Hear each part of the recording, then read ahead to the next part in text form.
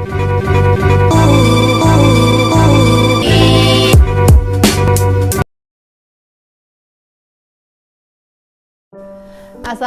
warahmatullahi wabarakatuh. Welcome back to my channel bersama gue Inka. Jadi sekarang gue mau akan mereview sebuah film drama dokumenter tentang tragedi tsunami Banten yang menimpa grup musik Seventeen berjudul Kemarin. Mimpi kita berakhir di 22 Desember kemarin.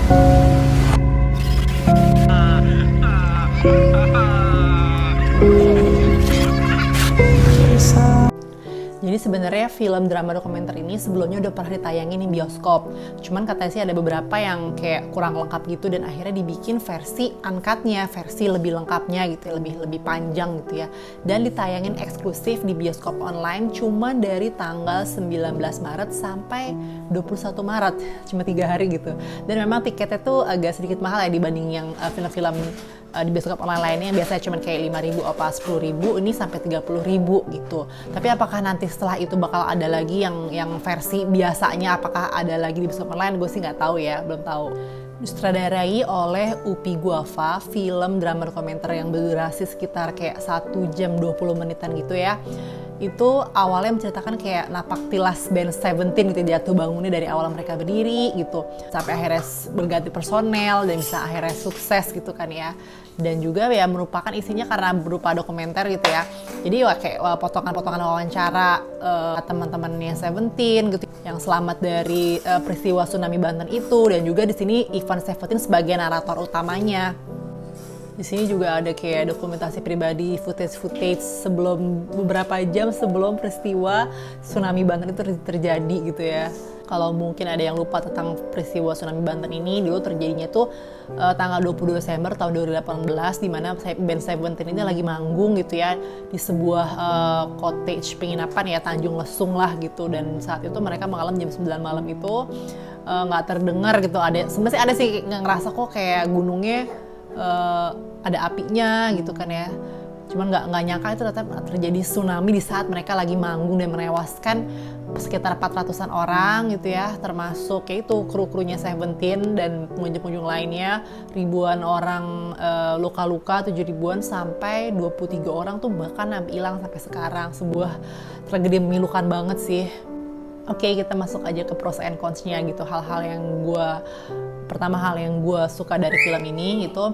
Jadi meskipun nih filmnya gue pikir awalnya kayak flashback gitu ya, tapi ternyata pas udah sampai ke tengah alurnya itu agak maju mundur. Cuman gue suka gitu. Jadi yang gue pikir udah menjelang akhir, ternyata si Ivan itu cerita gitu bagaimana detik demi detik perjuangan dia yang udah istilahnya udah hilang di tengah laut, udah mau nyerah, udah megap-megap, dia akhirnya bisa selamat, bisa ditolong sama orang lain kayak gitu.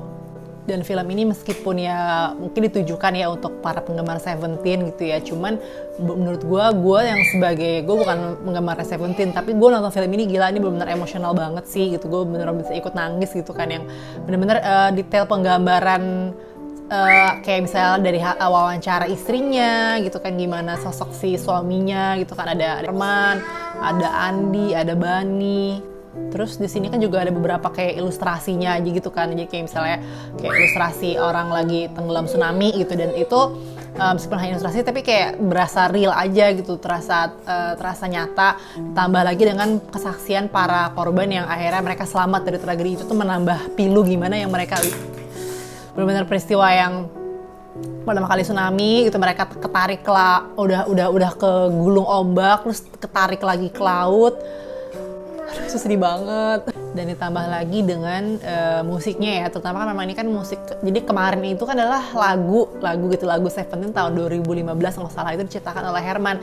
Dan lagu itu memang liriknya tuh katanya emang kok liriknya kayak orang tinggal mati ya, kok serem banget liriknya kayak gini-gini gitu. Ternyata ya pas udah kejadian itu kayak jadi akhirnya si lirik judul lagu itu dijadiin film, dijadikan judul film. Dan meskipun gue jarang banget ya nonton film dokumenter kayak gini, cuman ini emang pas gue tonton ini memang bener-bener alurnya tuh cut-cutnya tuh rapi gitu, bener-bener dari footage dari wawancara tuh bisa jadi kesatuan yang bagus gitu. Nah ini kalau untuk cons yang gue kurang suka mungkin kayak ya entahlah kata ini kan memang yang extended version gitu ya, jadi ada beberapa pengulangan adegan aja sih gitu, kayak gue udah nonton di awal terus ada lagi gitu.